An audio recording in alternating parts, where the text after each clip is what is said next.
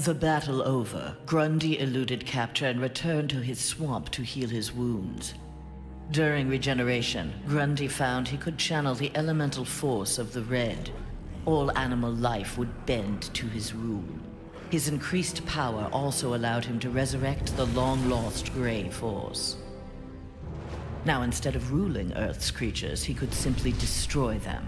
After defeating the world's heroes, Grundy turned Earth into his version of paradise. He now rules over a gray and lifeless planet.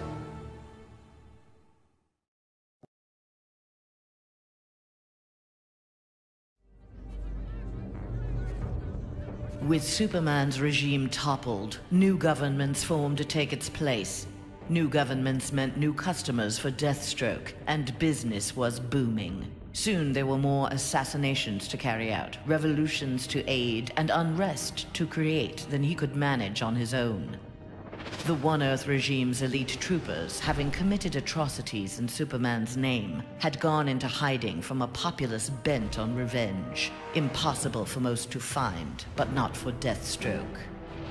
Recruiting these renegades, he formed the New Titans, the world's premier political assassins.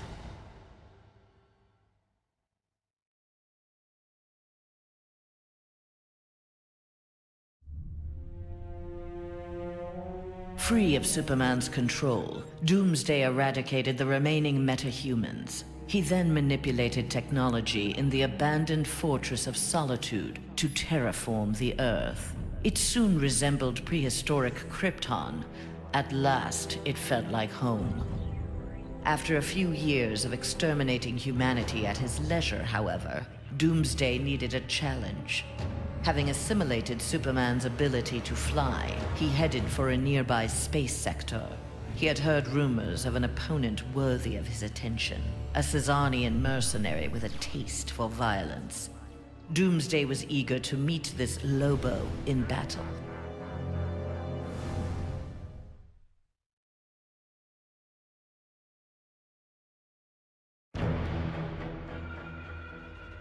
Superman had been a fool to believe Bane would willingly accept a subordinate role in the One Earth government. With the High Counselor out of the way, true leadership could begin. Bane found in Sinestro and Black Adam inspiring examples of ruthless, absolute authority. They reciprocated his regard for their talents. The three former villains regained control of the planet and formed a ruling triad that would be uninterrupted until the next phase of Bane's plan.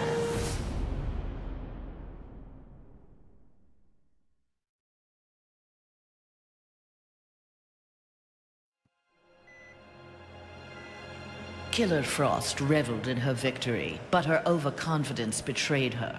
Seizing the opportunity, agents of Star Labs captured her. Their scientists harnessed her freezing power in order to fortify the world's polar ice caps. But Star Labs underestimated Frost's abilities. Turning on her captors, she froze their facility and eventually the entire Western Hemisphere. The survivors now struggled to overthrow the self-proclaimed Ice Queen.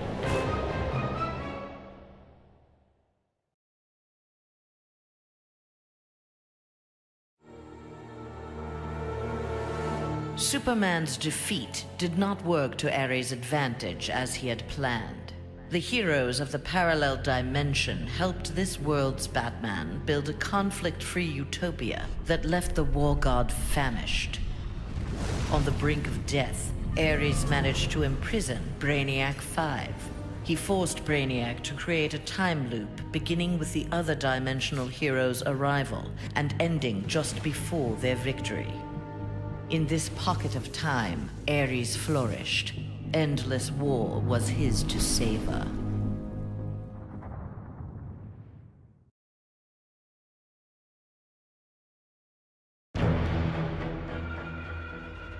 The defeat of Superman taught Black Adam one thing. Most of Earth's denizens were too weak to adopt Kahndaq's visionary form of government. He returned to his homeland with a new plan.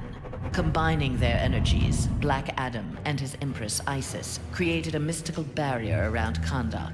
There they reigned in peace, their country an oasis in the wasteland of human civilization. A true oasis once Black Adam had destroyed all other life on Earth.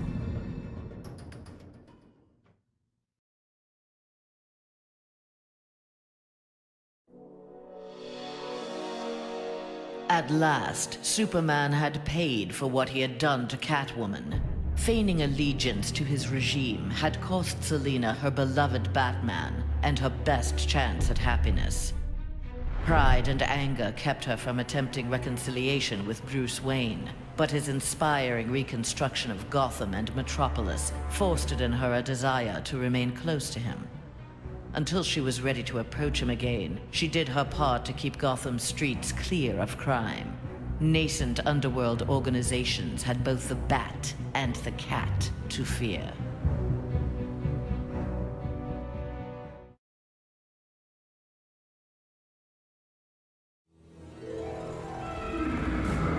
The defeat of Superman filled Harley with confidence. She knew what she was capable of and knew what she wanted. She traveled to the Visitor's Earth and freed the Joker from prison. Returning to her world, they married in a ceremony that set Gotham ablaze. At the reception, the cake-cutting ceremony took a gruesome turn.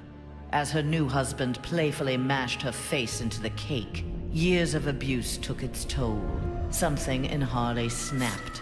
She used the ceremonial knife to slash Joker's throat.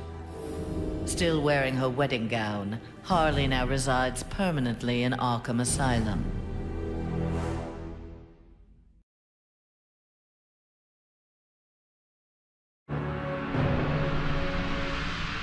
When Superman's One Earth regime proved to be a failure similar to his on Korrigar, Sinestro retreated to deep space to ruminate on its demise. Fear had long seemed the most powerful of the emotions with which to bring order to the universe, yet it had not been enough. Desperate, Sinestro hurled the might of the Sinestro core against the life entity, keeper of the White Power Battery. Ultimately victorious, Sinestro now wielded the power of a White Lantern. No adversary could possibly withstand him. The light of the Green Lantern core would be the first he would extinguish.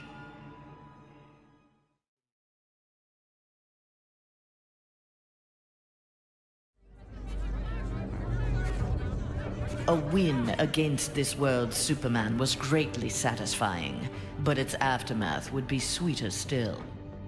Luthor had traveled to this dimension to convince its residents that he was their Luthor, who had miraculously survived the High Counselor's globally televised attack on him. Beloved before, the triumphant Luthor was now worshipped. He was elected President of the United States, but soon looked to further consolidate his power.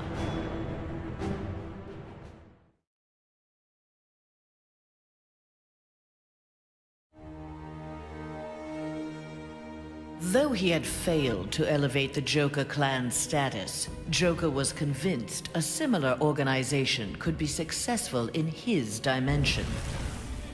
Joker used a series of devastating terrorist acts to frighten the populace, then convinced the more gullible among them that he was the path to security.